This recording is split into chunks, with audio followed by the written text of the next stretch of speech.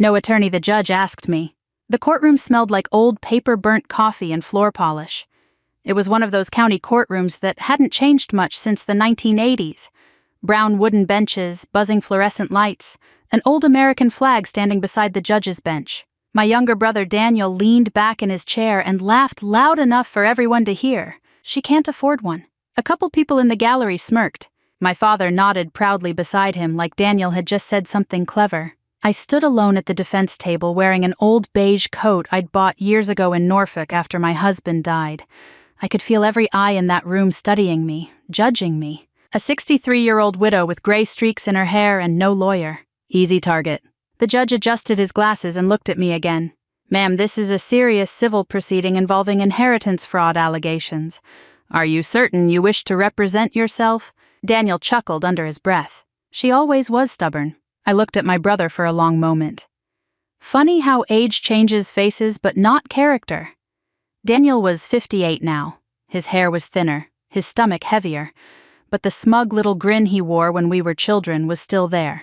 The same grin he wore after blaming me for breaking Dad's fishing radio when he'd done it himself. The same grin he wore after stealing money from Mom's purse in high school. The same grin he wore now. I slowly removed my coat and folded it neatly over the table. Then I looked directly at their attorney. Who signed your security clearance? The courtroom went silent. Not quiet, silent. Their attorney stopped breathing for a second. The color drained from his face so fast I actually thought he might faint. The judge noticed immediately. Mr. Talbot, he asked carefully. Daniel looked confused. What the hell does that even mean? He laughed. But his attorney wasn't laughing anymore. He stared at me with the exact same expression I'd seen on young naval officers years ago when they accidentally opened the wrong classified file. Fear mixed with recognition. I sat down calmly, and for the first time that morning nobody in that courtroom looked at me like a helpless old woman. Not even my father. 3 months earlier I had been standing in my kitchen overlooking the Chesapeake Bay when the lawsuit papers arrived. Rain tapped against the windows that afternoon. The kind of slow Virginia rain that settles into your bones. I remember heating tomato soup on the stove when the mail carrier knocked. Certified envelope. County seal. Inside was a lawsuit filed by my own brother accusing me of manipulating our late mother into changing her will while she suffered from dementia. I must have read the papers 6 times. My hands didn't even shake at first. That came later. After 40 years working around military investigations, you learn to stay calm during shock. Your body delays the reaction until it's alone. I sat at my kitchen table until sunset, staring at Daniel's signature at the bottom of the complaint. My own brother. The boy whose diapers I changed when Mom worked late shifts at the diner. The teenager I covered for after he got drunk and wrapped Dad's truck around a mailbox in 1983. The grown man I loaned nearly $30,000 to over the years without ever asking for repayment. Now he wanted me destroyed in court. The strangest part wasn't even the lawsuit. It was my father supporting him. That hurt worse. Dad was 86 now. Arthritis in both hands, heart trouble, hearing aid in his left ear. After Mom passed, Daniel practically moved into his house full-time. At first I thought it was kindness, then I realized it was control. Dad stopped answering my calls regularly. When I visited, Daniel somehow always managed to be there, and every conversation became uncomfortable. You sure stayed gone a long time, Dad told me once while staring at the television instead of me. I'd stood there holding grocery bags in both hands like some unwanted guest. I was serving Dad. That was all he said.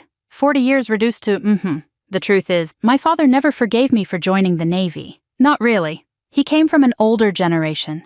Korean War generation. Men who believed daughters stayed close to home.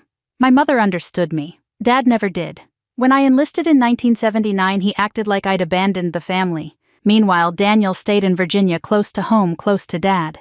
That made him the good son. Didn't matter how many failed businesses he started.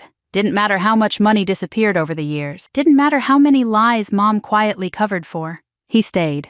And in my father's mind, staying counted more than sacrifice. After my husband Frank died from pancreatic cancer 6 years ago, I finally retired from Naval Intelligence Logistics Consulting and came home for good. Not to fight. Not to prove anything. I just got tired of hotel rooms, government buildings, and lonely mornings. I thought maybe at 63 family mattered more than old resentments. I was wrong. The first sign came during Mom's final year alive. She started calling me late at night. Not emotional calls. Careful ones. Quiet. Daniel's handling the finances now, she whispered once. I remember sitting on my porch listening to frogs down by the water. Okay. He gets upset when I ask questions. Something in her voice bothered me. Fear. My mother was never fearful. Another night she called asking if property taxes could really increase that much in 1 year. I checked county records the next morning. They hadn't. That was the moment I started paying attention. But by then Mom's health was failing fast, and Daniel controlled almost everything around her, including access. The last Thanksgiving before she died still haunts me. Mom looked exhausted sitting at the dinner table. Dad barely spoke to me. Daniel spent the entire evening talking about how hard caregiving had been for him, like he was campaigning for sainthood. Then Mom reached under the table and squeezed my hand. Tiny gesture. Weak fingers, but deliberate. When I looked at her, she gave me this look I still can't explain properly. Almost like apology. Almost like warning. 3 months later, she was gone. And 2 weeks after the funeral, Daniel filed the lawsuit. I remember sitting alone afterwards, staring at the Chesapeake water outside my window, thinking something I never thought I'd think about my own family. This lawsuit was never about money. It was punishment. Punishment for leaving. Punishment for succeeding somewhere they couldn't follow. Punishment for becoming someone my father never understood. And sitting there in that courtroom now, watching Daniel grin across the aisle while Dad silently approved, I realized something else. They truly believed I would stand there defenseless. They had no idea who I used to be. The silence inside that courtroom lasted maybe 3 seconds, but it felt much longer. Their attorney, Richard Talbot, slowly lowered the folder in his hands and stared at me across the room like he was trying to place a face from a nightmare. Judge Holloway noticed immediately. Mr. Talbot, he repeated. Talbot cleared his throat. Your Honor, I'd like a brief moment with my client. Daniel looked irritated. For what, she's bluffing. Talbot didn't even look at him. That was the first crack. Small, but visible. Judge Holloway studied me carefully over the rim of his glasses. He was probably around 70 himself.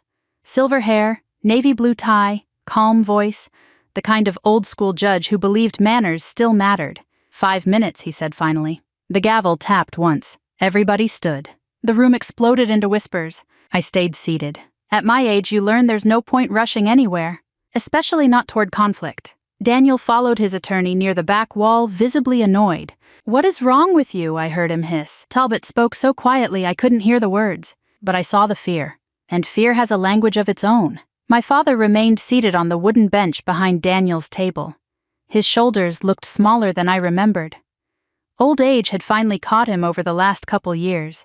For a moment he looked at me, not angrily, not warmly either, just uncertain. That may have hurt more than hatred, because uncertainty meant he no longer knew who I was. The truth is, most people never really knew what I did in the Navy. That was intentional. Even Frank, my husband, only knew pieces, not because I didn't trust him, because compartmentalization becomes second nature after enough years around classified systems.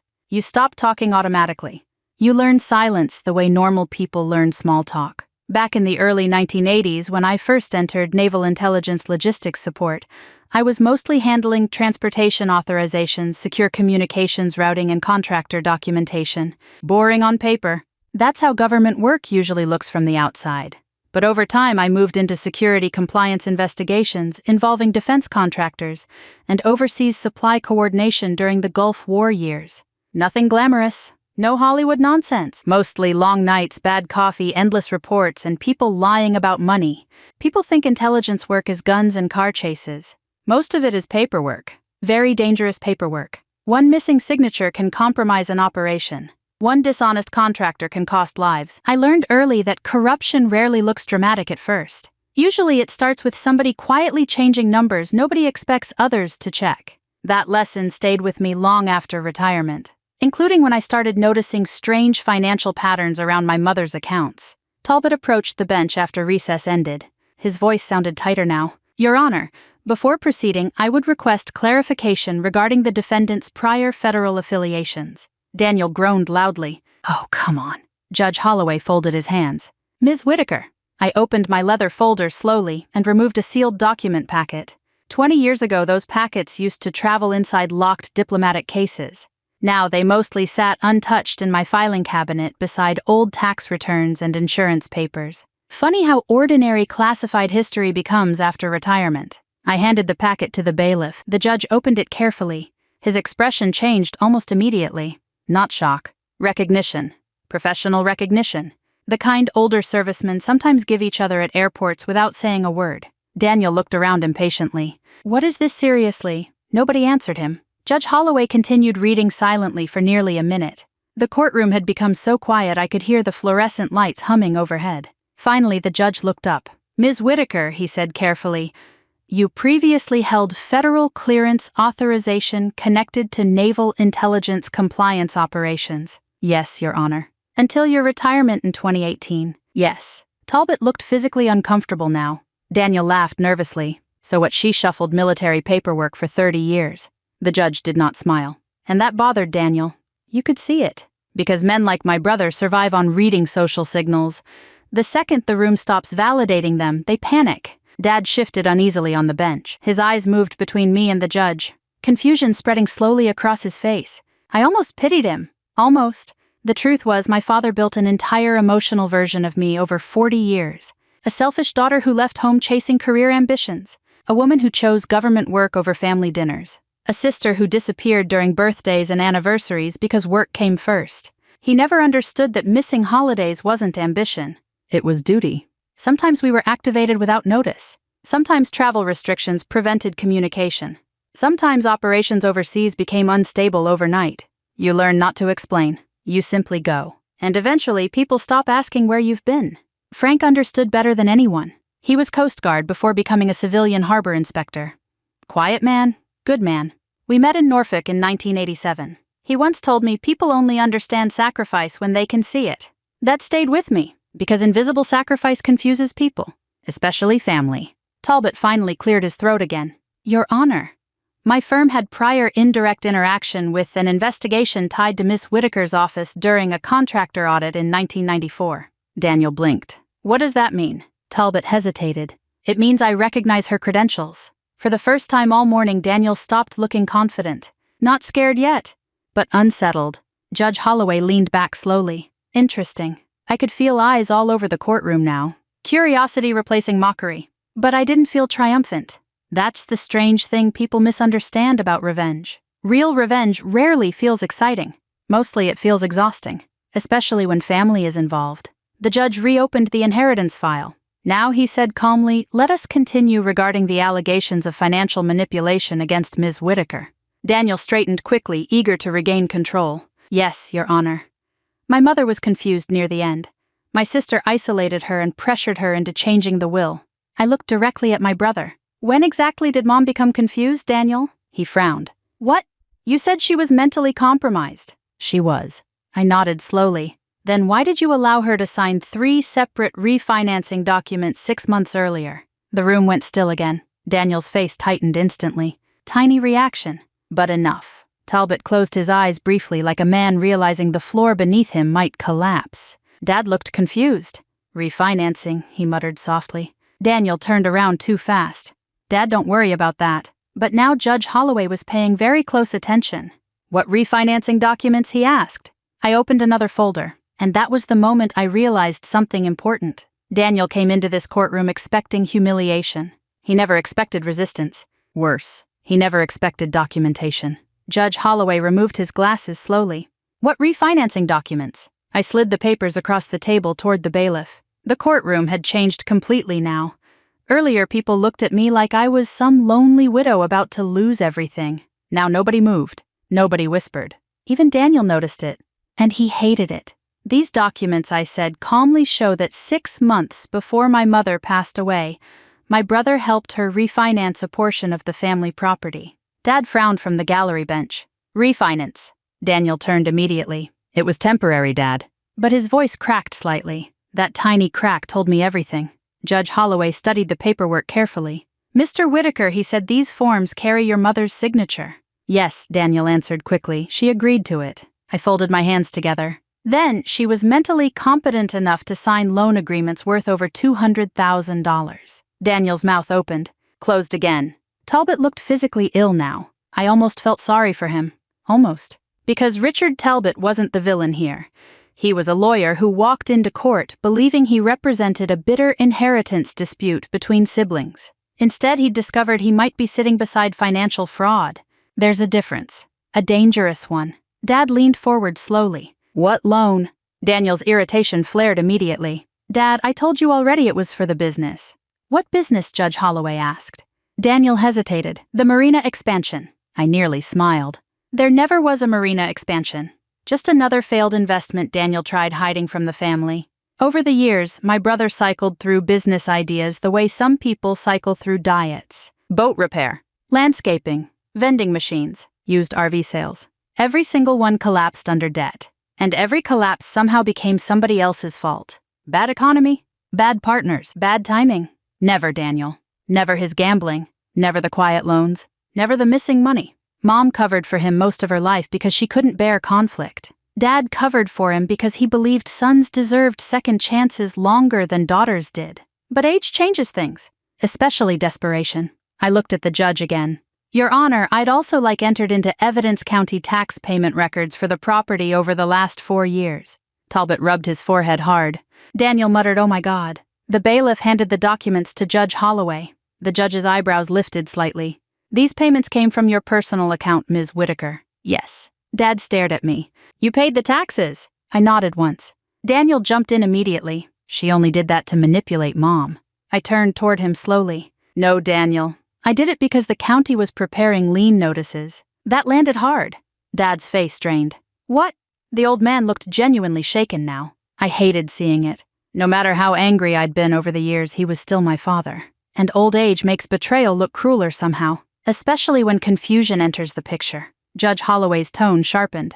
Mr. Whitaker, was your father aware the property faced tax delinquency concerns? Daniel avoided eye contact. It wasn't serious. But it had been serious. Very serious. I remembered the exact night I discovered it. Mom had called me around 11:30. Her voice sounded weak. Nervous. Margaret, she whispered, could you check something for me? I sat up immediately in bed. What's wrong? I found a letter from the county. The next morning I drove 2 hours to Fairfax and went straight to the records office. That's when I learned portions of the property taxes had gone unpaid for nearly 18 months. Not because Mom forgot. Because somebody redirected money. I knew immediately who that somebody was, but proving it quietly without humiliating Dad became the problem. So I paid the overdue amount myself. Nearly $16,000. I never told anyone. Not even Frank's old friends from the Coast Guard support group I occasionally met for coffee. You know something strange about getting older. You stop keeping score. At least healthy people do. You help because somebody has to.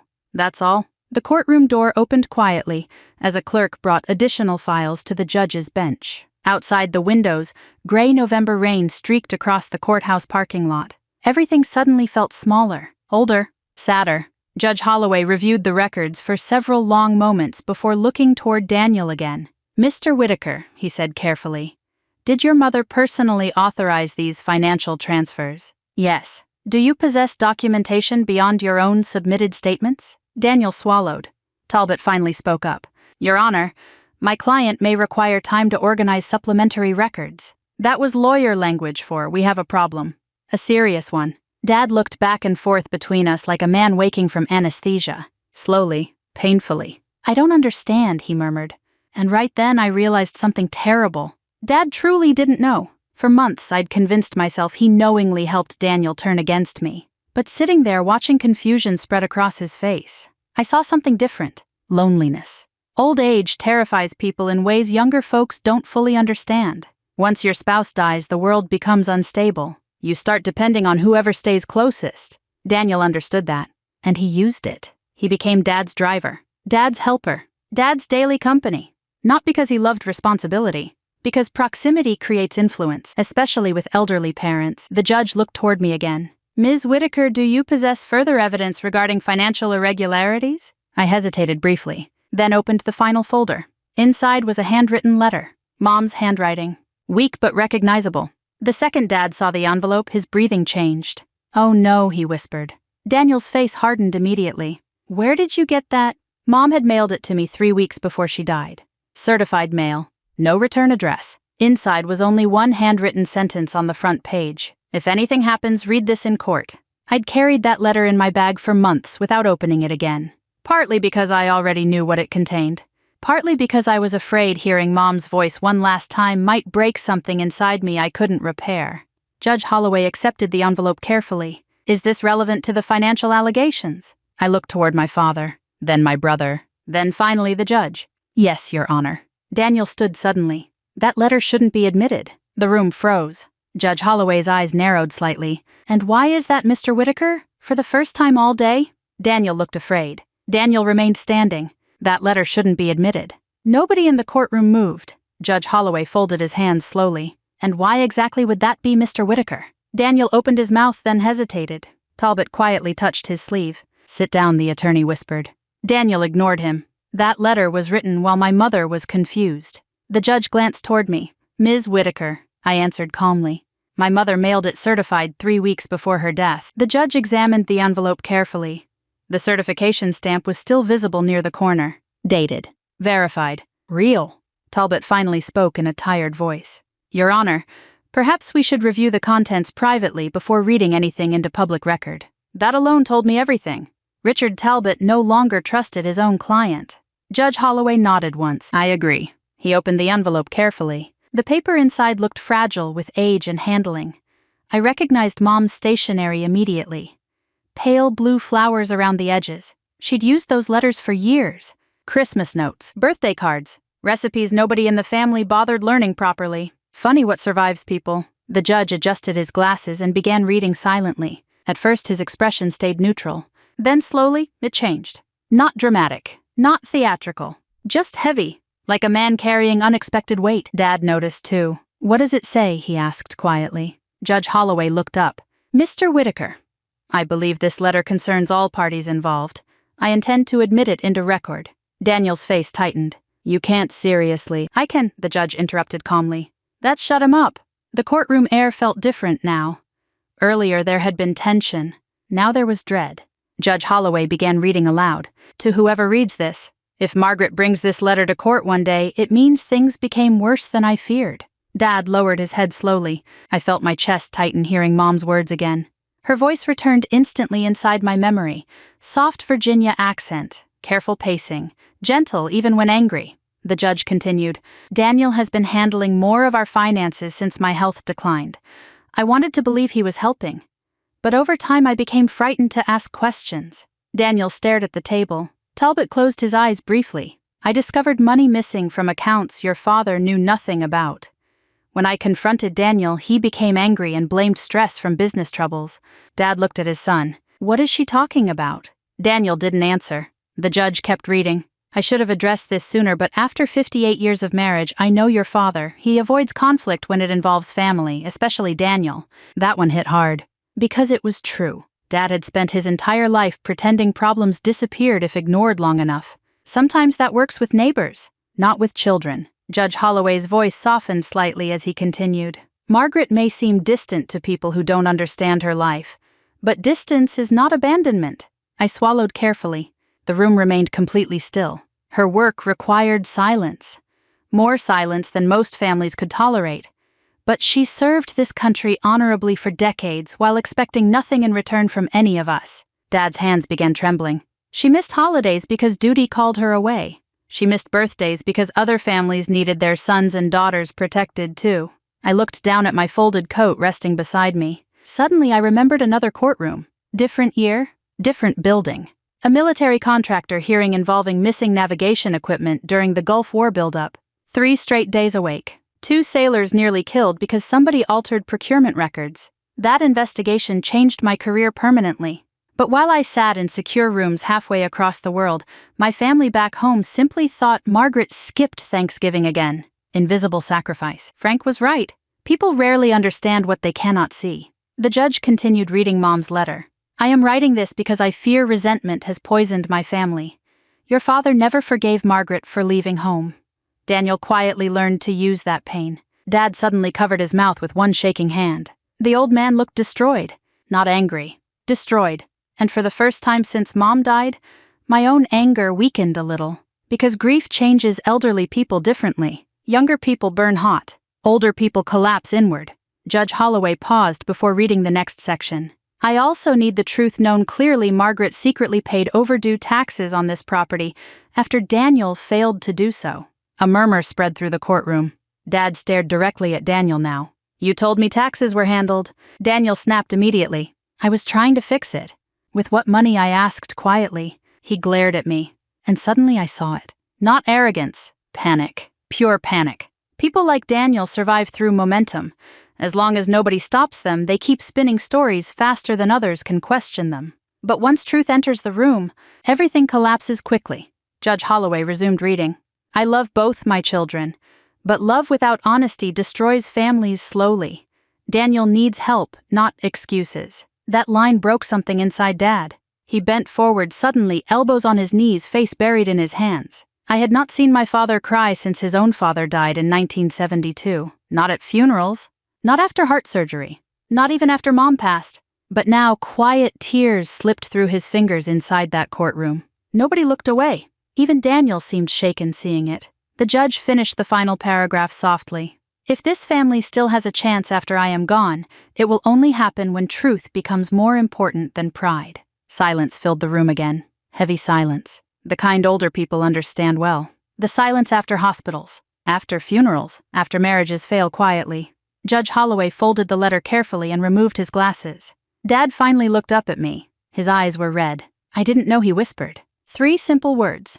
But after 40 years of distance, they felt enormous. Daniel stood abruptly. She manipulated Mom into writing that. But even he sounded uncertain now. Talbot spoke before anyone else could. Daniel, stop talking. No, Mr. Whitaker. No professional distance anymore. Just exhausted honesty. Daniel stared at his own attorney in disbelief. What? Talbot rubbed his face slowly. Then he said the sentence that changed everything. You never told me about the taxes. Daniel said nothing. You never told me about refinancing against the property either. Still silence. And you definitely never mentioned a handwritten statement from your mother warning about financial misconduct. Dad looked at Daniel like he no longer recognized him. The old man's entire body seemed smaller somehow. Fragile. Judge Holloway leaned forward carefully. Mr. Whitaker, I strongly advise complete honesty from this point forward. Daniel finally looked at me. Not smug, not superior, just cornered. And in that moment, for the first time in my life, my brother looked afraid of me. Daniel looked trapped. That was the only word for it. Not angry anymore, not confident. Trapped. The courtroom that had once felt so comfortably under his control had turned into something dangerous. Every pair of eyes now watched him the same way people watch a bridge after hearing the first crack. Carefully, cautiously. Judge Holloway folded his hands together.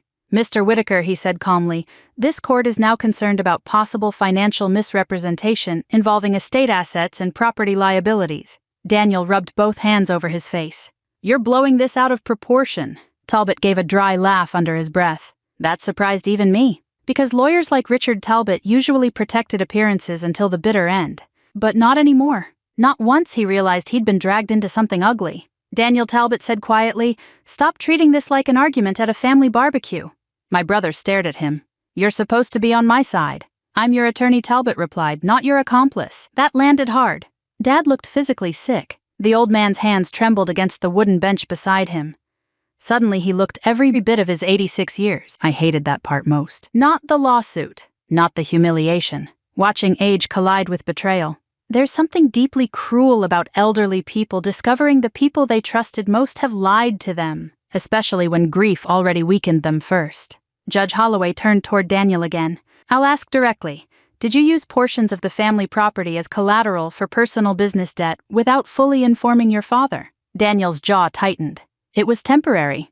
That is not the question. Silence. Finally. Yes. Dad inhaled sharply, like someone punched him. The judge continued. Did your mother express concerns regarding missing funds before her death?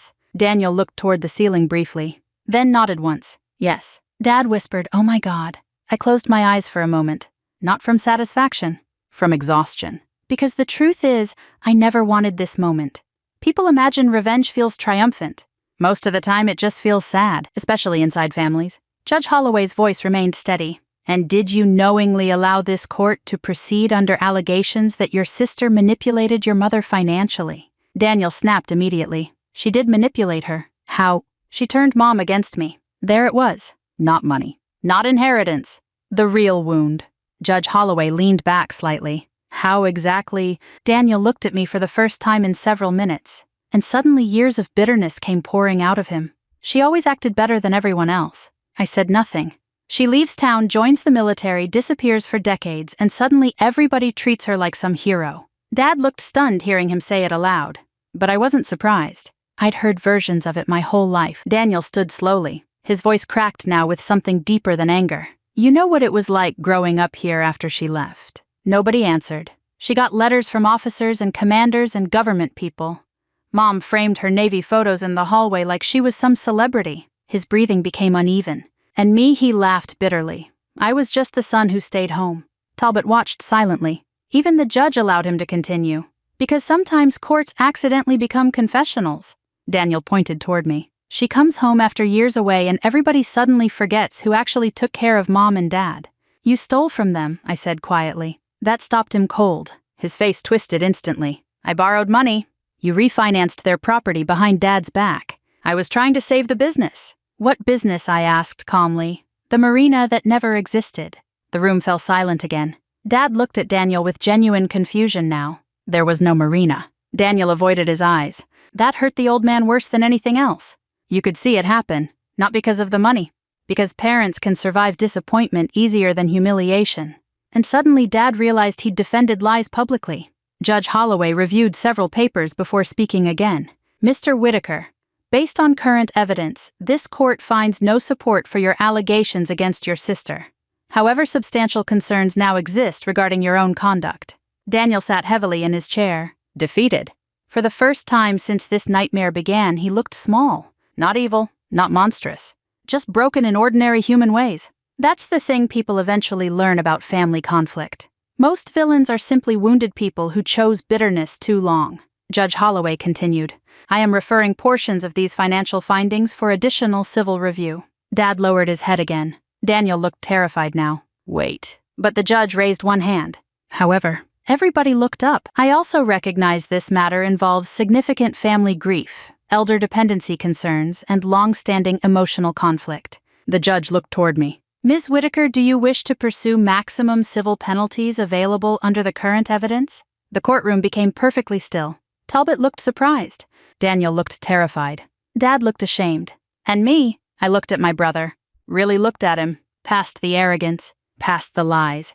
Past the resentment. I saw the little boy who used to wait on the front porch for me after school because bullies picked on him in 5th grade. I saw the teenager who cried privately after our dog died. I saw the man who never truly became comfortable in his own skin after spending his whole life comparing himself to someone else. Bitterness had rotted him slowly. But underneath it, he was still family. I took a slow breath. Then I answered, No, Your Honor. Daniel blinked. Talbot stared at me. Even Judge Holloway looked surprised. I folded my hands quietly. My mother wanted the truth known, I said, not destruction. Dad started crying again, openly this time. No attempt to hide it. The sound nearly broke my heart. Daniel looked at me with total confusion. Why would you do that? He whispered. Because despite everything, I was tired. Tired of funerals, tired of resentment, tired of old wounds surviving longer than love. I looked at him steadily. Because somebody in this family needs to stop the bleeding. Nobody spoke after that. Not for a long time. Then finally Daniel lowered his eyes, and for the first time since childhood, my brother could not look me in the face. 3 weeks after the court hearing, the Chesapeake Bay finally started looking like winter. The water outside my house turned gray and restless. Wind pushed dead leaves across the porch every morning, and the air smelled like cold salt and wood smoke drifting from neighboring homes. Life became quiet again. The lawsuit ended faster than most people expected. Daniel withdrew the remaining claims after his attorney negotiated revised financial disclosures with the county. Judge Holloway's findings stayed on record, but because I refused harsher penalties, the matter avoided turning into criminal prosecution. That decision confused many people, including Daniel, including myself sometimes, but at my age, peace starts mattering more than victory, especially after funerals, especially after losing almost everyone who once knew you young. I spent most mornings sitting near the bay with coffee and old photo albums I hadn't opened in years. Photos from Norfolk, photos from Gulf deployments, photos of Frank standing beside Coast Guard vessels with that crooked grin I still missed every day. One morning I found an old picture of myself in uniform from 1993. Sharp posture, dark hair, eyes that still believed hard work could fix everything. I stared at it for a long time, then laughed quietly to myself. That woman had no idea how lonely service could become later in life. People thank veterans in airports now, that's kind. But they rarely understand the invisible part afterward. The missed birthdays, the emotional distance, the marriages that survive through sacrifice, the families that quietly drift away while duty keeps pulling you somewhere else. Service leaves marks nobody sees, and silence leaves marks too. Around noon that same day, somebody knocked on my front door. I already knew who it was before opening it. Dad. He stood there wearing his old brown jacket and holding a grocery bag for absolutely no reason except nervousness. Old men from his generation always needed something in their hands during emotional moments. Thought maybe you needed soup, he muttered. I stepped aside quietly. Come in. He moved slower than I remembered. The courtroom seemed to age him 10 years in one afternoon. Or maybe truth simply removes the last illusions people use to stay young. We sat at the kitchen table overlooking the bay. For nearly 2 full minutes, neither of us spoke. Finally, Dad looked out the window and sighed. Your mother loved this view. Yes. Another silence. Then I was hard on you. Not dramatic. Not theatrical. Just honest. I stirred my coffee slowly. You were. Dad nodded weakly. I thought if you left home, eventually you'd forget us. That hit harder than I expected. Because suddenly so many old arguments finally made sense. Not anger. Fear.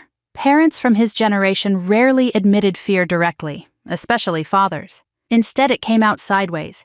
Criticism, distance, pride. I never forgot, I said quietly. Dad rubbed his arthritic hands together. I know that now. The old man looked around my kitchen carefully. Framed photos, navy plaques packed away quietly near the bookshelf.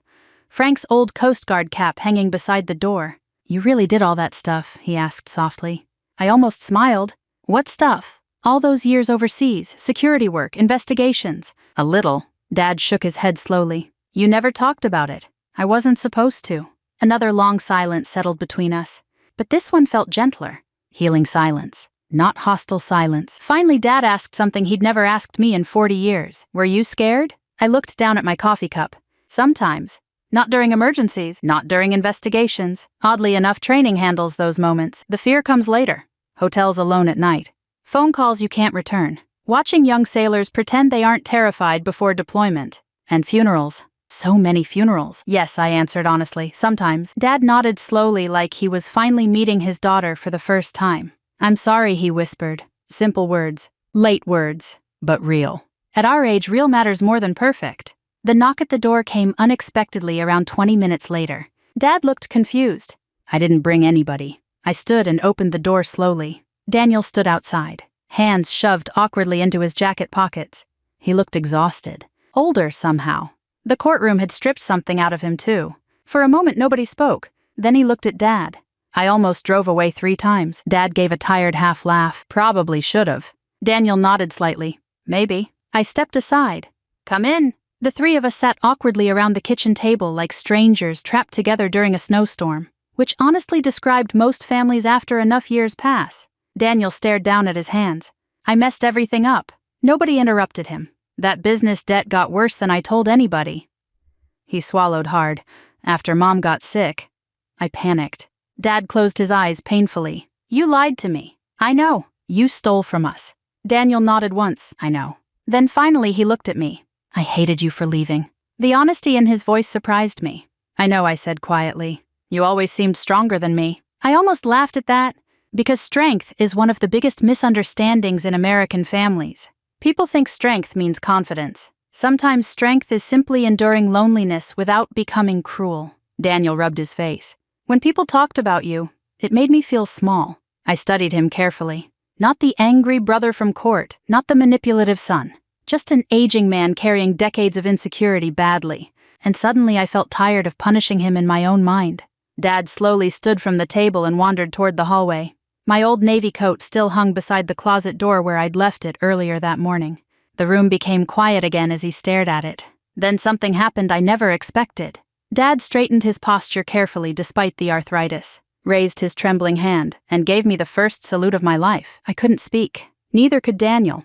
The old man's eyes filled with tears. I should have done that years ago, he whispered. Nobody moved for several seconds. Then finally I stood and hugged my father. And after a moment, my brother too. Not because everything was fixed. It wasn't. Some damage never disappears completely. But healing begins the moment pride stops speaking louder than love. And maybe that's the real tragedy of growing older. Not wrinkles. Not illness. not even death. It's realizing how many years people waste misunderstanding each other. If this story meant something to you, if it reminded you of somebody you still need to call forgive or simply understand a little better, then maybe it was worth telling. And if you believe quiet strength still matters in this world, I hope you'll stay for more stories like this.